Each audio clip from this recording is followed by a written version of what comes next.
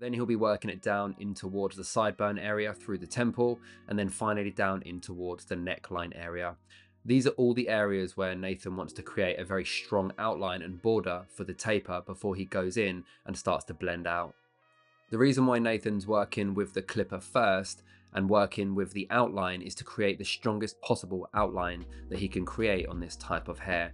Some people like to go in with the taper first and then mark out the outline, but some people like to work with the outline and then go in with the taper. Generally speaking, it's completely up to you on what way you approach it and what works best for you. It also depends on the hair type that you're working on and how strong you want the outline to actually be. Nathan's now going to place in a inverted V shape to create the guideline around the sideburn area. This is going to make the taper look really nice and give off a really cool vanishing effect on the actual blending itself. Now that the beard has been blended on both sides, Nathan's moving on to the taper technique. Now he's going to be working with a freehand fading technique on the first line, which allows you to have full control of the height and the angle of the taper.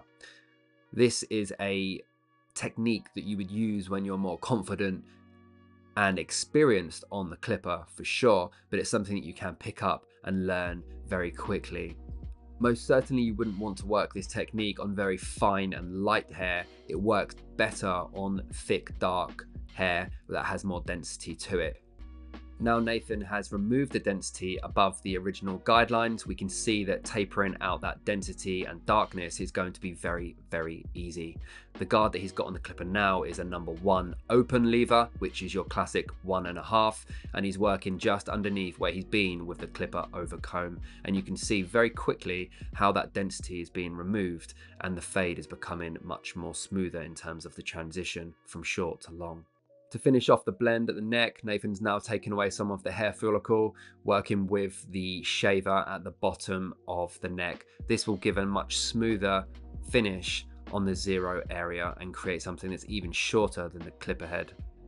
Once Nathan's finished with the clippers and the blend is looking really clean, he's now going to finish off with a little bit of scissor over comb, working through the transition area with the thinning scissors. This is a great technique to use specifically on very dark and thick hair, which will help lighten out the areas and soften the areas out that are very thick and dense, working with the transition area between the scissor and clipper work on any haircut.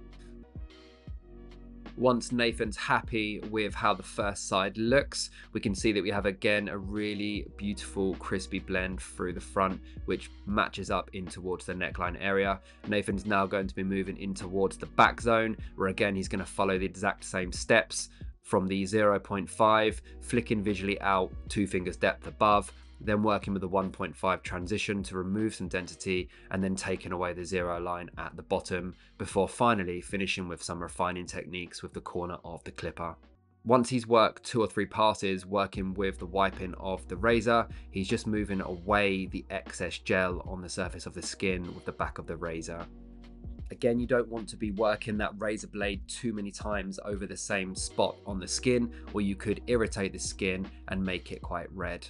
Once he's worked with that control on the beard trim and the beard shape up with the razor, he's now working with the large pair of shears to just tidy up any loose hairs and tidy it all in together to make the beard look nice and neat.